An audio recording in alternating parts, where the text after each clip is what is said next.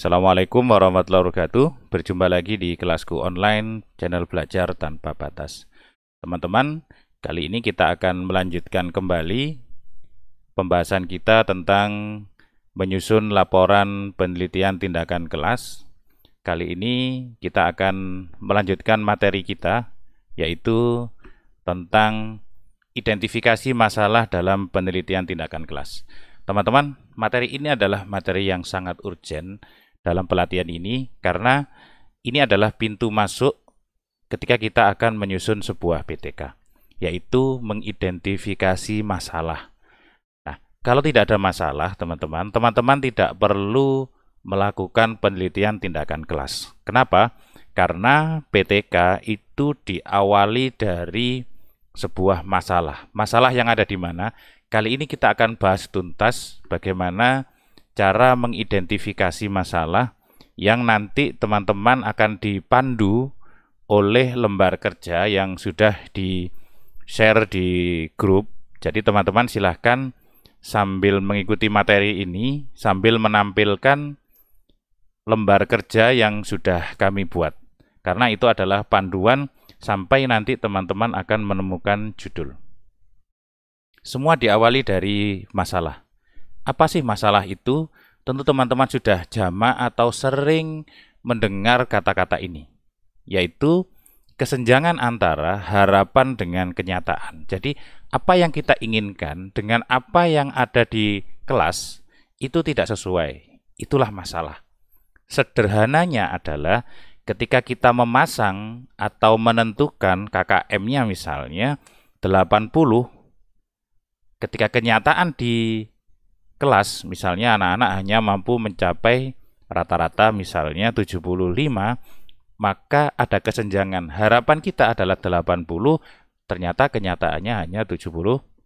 Berarti ada masalah. Yang kita inginkan di kelas adalah anak-anak aktif, anak-anak mampu menanggapi apa yang kita utarakan pertanyaan-pertanyaan itu, tetapi kenyataannya anak-anak hanya diam. Anak-anak pasif. Harapan kita anak-anak aktif tetapi kenyataannya adalah pasif. Maka ini adalah sebuah masalah. Jadi begitu mudahnya ketika kita mencari masalah yang ada di dalam kelas atau pembelajaran yang ada di dalam kelas. Nah, ketika ada harapan dan kita melihat fakta atau kenyataan di kelas, maka kalau terjadi kesenjangan, itulah yang dinamakan dengan masalah. Kriteria masalah dalam PTK, tidak semua masalah yang ada di dalam kelas itu bisa kita jadikan PTK, teman-teman. Nah, apa saja masalahnya? Yang pertama adalah masalah konkret dan berada dalam kewenangan guru untuk dipecahkan, teman-teman. Jadi, teman-teman bila menemukan masalah-masalah yang nyata dan itu dalam kewenangan guru untuk dipecahkan, maka itu adalah masalah di dalam PTK. Yang kedua adalah masalah dari refleksi awal pembelajaran. Teman-teman, sebagai seorang guru, kita mengajar setiap hari, kita berhadapan dengan siswa, dan segala seluk-beluk yang ada di kelas, itu kita terlibat. Sehingga itulah perlunya, teman-teman, kita melakukan refleksi awal. Refleksi awal itu maksudnya apa? Kita bercermin apa yang sudah kita lakukan atau pembelajaran-pembelajaran apa yang sudah kita lakukan di awal atau sebelum-sebelumnya. Misalnya kita pernah menggunakan LKS misalnya atau lembar kerja, kita pernah menggunakan problem based learning misalnya, dan segala hal yang ada di dalam kelas itu kita refleksi. Apakah pembelajaran yang kita lakukan sudah maksimal atau belum? Sudah mencapai KKM atau belum? Anak-anak sudah aktif atau belum? Itu merupakan refleksi. Yang ketiga adalah masalah harus bersifat problematik, benar-benar mendesak untuk diselesaikan. Teman-teman, makanya tadi saya sampaikan bahwa semua masalah tidak bisa dijadikan PTK, yaitu masalah yang mendesak saja. Misalnya, masalah yang berhubungan dengan keaktifan siswa, masalah yang berhubungan dengan hasil belajar, masalah yang berhubungan dengan keterampilan proses misalnya. Jadi masalah yang memang benar-benar sangat berhubungan dengan apa yang ingin kita capai. Yang ketiga, yang keempat teman-teman, daya dukung penelitian. Teman-teman harus sangat berhati-hati ketika menentukan sebuah masalah. Karena apa? Karena ketika daya dukung penelitian teman-teman tidak memenuhi atau kurang misalnya, maka nanti hasilnya tidak akan maksimal. Contoh saja misalnya teman-teman, kali ini kita pandemi, ya. Pandemi ini kita disyaratkan untuk pembelajaran daring. Maka kita harus melakukan pembelajaran daring. Apa yang harus kita lakukan teman-teman? Kita mencari daya dukungnya dulu. Sinyal misalnya, punya HP atau tidak anak-anak. Misalnya, kita tentukan pakai Google Classroom misalnya. Anak-anak tidak punya HP, anak-anak tidak punya laptop, internetnya lemot misalnya. Maka akan menjadi masalah sendiri. Terus kita lihat lagi, apa yang dimiliki siswa. Misalnya, mereka punya WA semuanya, punya WhatsApp. Pakai saja daya dukungnya WhatsApp misalnya. Jangan memaksakan diri untuk menggunakan Moodle, untuk menggunakan Google Classroom, dan learning management system yang lain yang nanti akan memsulitkan teman-teman. Yang selanjutnya teman-teman, pemecahan masalah bermanfaat bagi stakeholder sekolah. Jadi apa yang nanti kita lakukan itu memang membawa dampak bukan hanya kepada siswa, tetapi kepada guru atau bahkan guru-guru yang lain untuk melakukan hal yang sama atau memodifikasi dari apa yang kita lakukan. Yang terakhir teman-teman, menghasilkan inovasi pembelajaran. Ini penting teman-teman. Kenapa? Karena ketika kita membuat PTK sebenarnya kita adalah mencobakan sesuatu yang tidak sebagaimana kita lakukan di kelas. Nah, pertanyaan-pertanyaan identifikasi masalah apa saja? Yang pertama, apa yang sedang terjadi di kelas? Tentu teman-teman mengetahui apa yang ada di kelas dan apa yang sedang terjadi di kelas. Tentu di kelas teman-teman sendiri. Masalah apa yang timbul oleh kejadian itu? Teman-teman, masalah itu kan tidak muncul secara tiba-tiba, tetapi dia ada penyebabnya. Nah, teman-teman bisa mencari atau mengidentifikasi masalah yang apa yang menjadi atau penyebab dari masalah itu bisa timbul. Yang ketiga teman-teman, apa pengaruh kejadian tersebut bagi kelas saya? Nah, ketika misalnya anak-anak tidak aktif misalnya atau tidak termotivasi, maka apa pengaruhnya terhadap kelas saya? Tentu kelasnya akan menjadi sepi misalnya. Kita tidak bisa mengeksplor apa yang ada di dalam benaknya anak-anak. Nah, sehingga seperti ini, pengaruh-pengaruh yang kita identifikasi tadi akan benar-benar bisa diselesaikan. Apa yang terjadi jika masalah tersebut saya biarkan? Kalau misalnya hasil belajarnya anak-anak hanya 60 misalnya atau 70, ketika kita biarkan, maka anak-anak tidak akan bisa mencapai KKM dan tidak dinyatakan tuntas. Yang terakhir adalah apa yang harus saya lakukan untuk mengatasi masalah tersebut atau memperbaiki situasi tersebut. Disinilah kunci apa yang nanti akan kita lakukan pada penelitian tindakan kelas, yaitu tentang perlakuan apa yang kita berikan kepada anak-anak. Nah, bagaimana tahap identifikasi masalah teman-teman? Kita akan melakukan tahap-tahap ini teman-teman di dalam LK, yaitu semuanya sudah ada setiap langkah. Bagaimana kita menganalisis kesulitan belajar peserta didik, bagaimana kita menganalisis kelemahan dalam proses pembelajaran. Yang ketiga adalah kita akan menentukan salah satu yang teman-teman pandang mendesak untuk dibenahi. Yang keempat adalah mendeskripsikan beberapa alternatif atau berbagai jenis tindakan yang nanti akan berhubungan dengan pendekatan, model, strategi, bahkan media.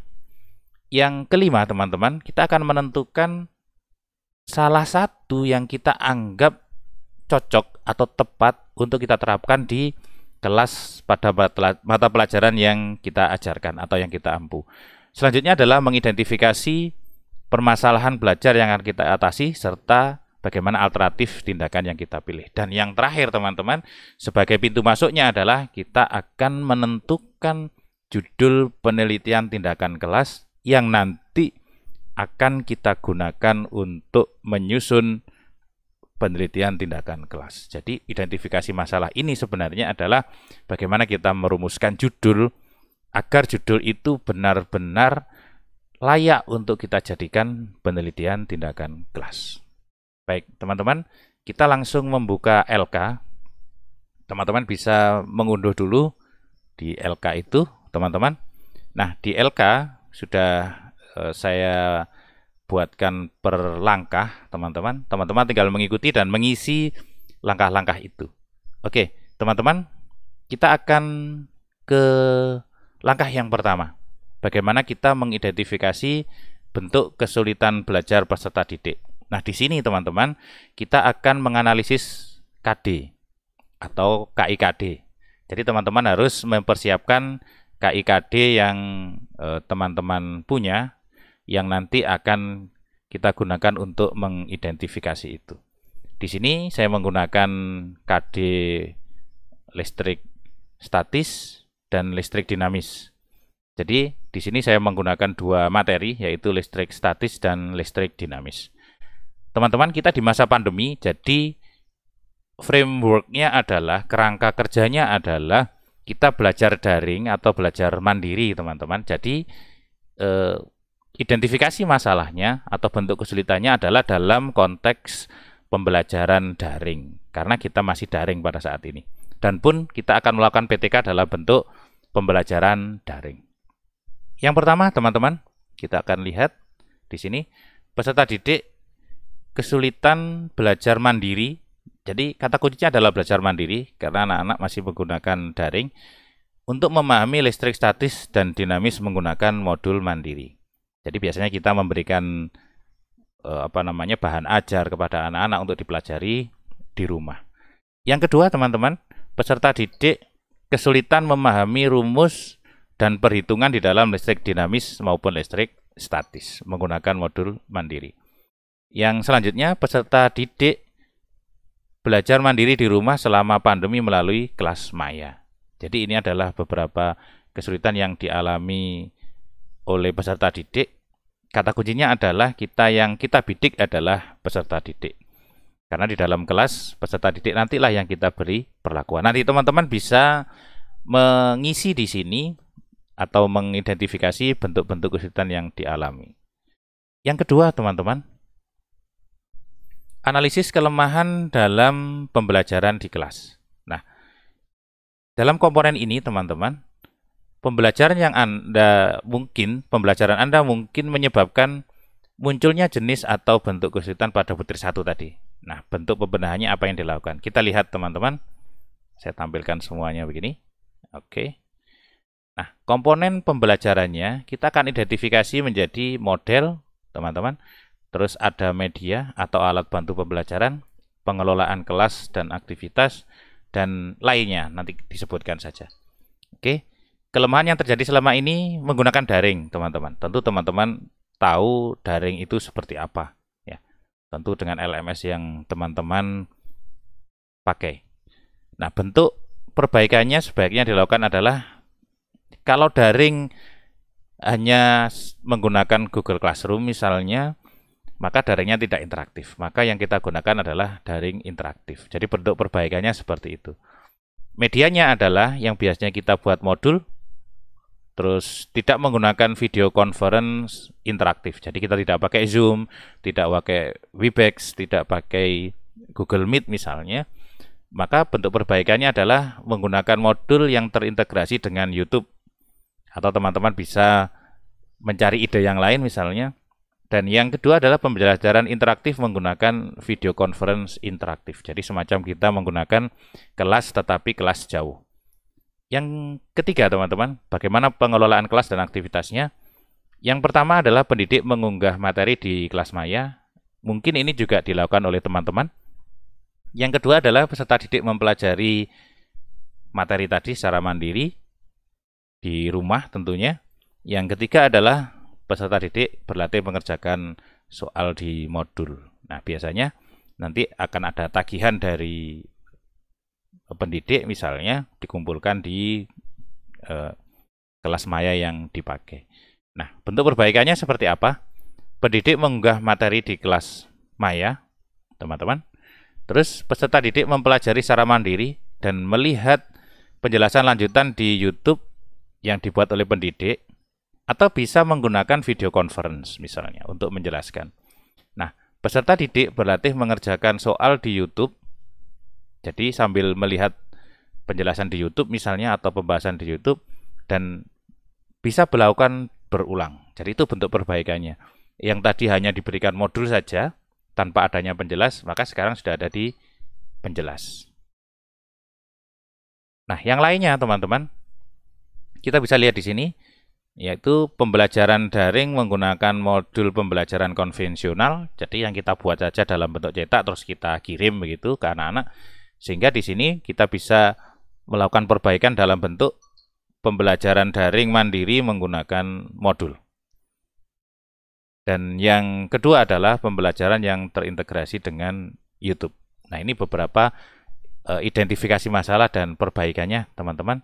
Jadi kelemahan yang terjadi selama ini apa, terus bentuk perbaikannya seperti apa. Nah, yang ketiga teman-teman, dari butir kedua tadi, ya, dari butir yang kedua, tentukan salah satu yang Anda pandang mendesak. Jadi yang teman-teman lihat itu sangat mendesak yang mana. Nah, kalau di sini yang mendesak adalah bagaimana kita menyediakan alat bantu pembelajaran kepada teman-teman. Alasannya adalah di dalam pembelajaran daring saat ini, media atau alat bantu memegang peranan yang sangat penting untuk membantu peserta didik dalam memahami materi secara mandiri. Nah, yang keempat, teman-teman, dari butir 3, teman-teman, daftar alternatif yang berbeda yang sudah dilakukan selama ini beserta alasannya. Jadi kita lihat alternatif tindakannya, teman-teman. Yang pertama adalah pembelajaran interaktif melalui video conference.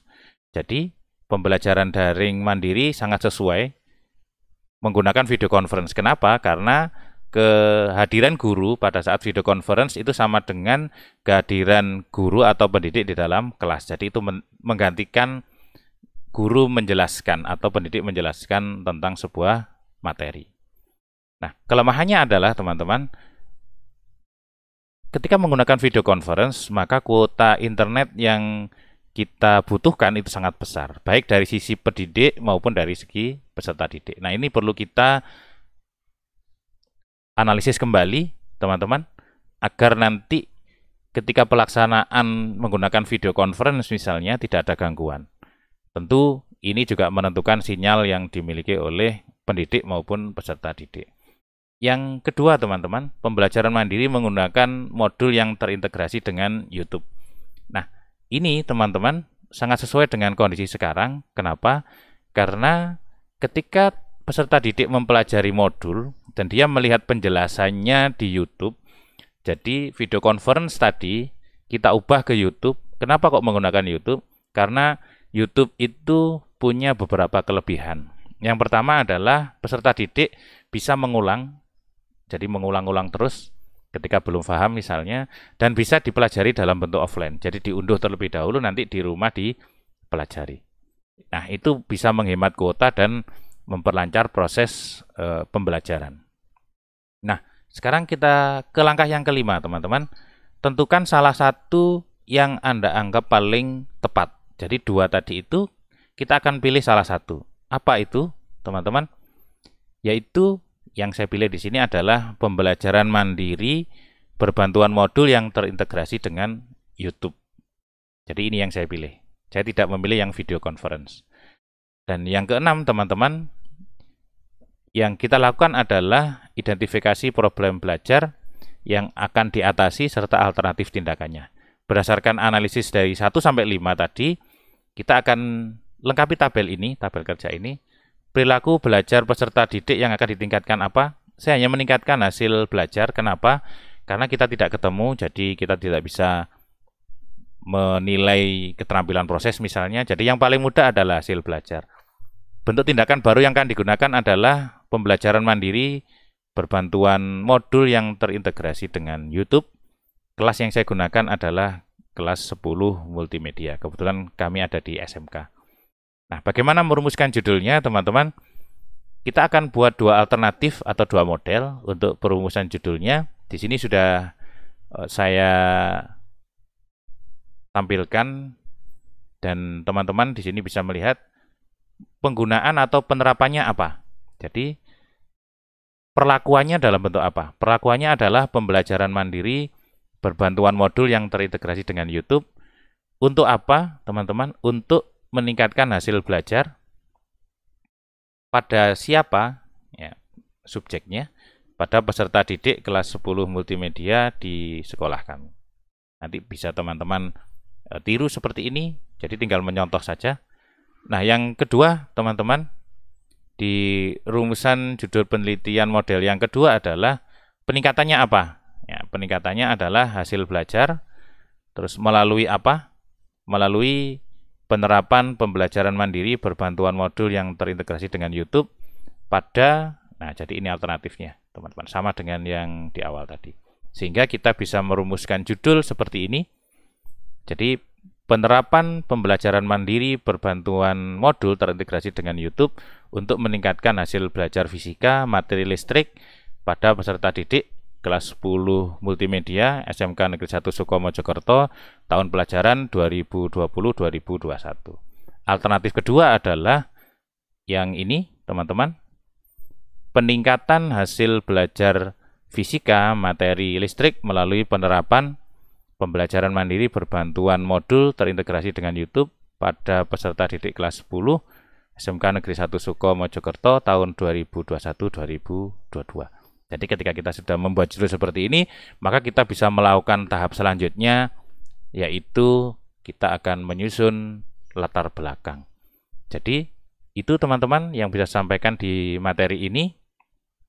Terima kasih sudah menyimak materi ini. Semoga teman-teman bisa mengidentifikasi masalah yang ada di kelas teman-teman, sehingga teman-teman mampu menentukan judul PTK yang nanti akan kita gunakan ke langkah selanjutnya.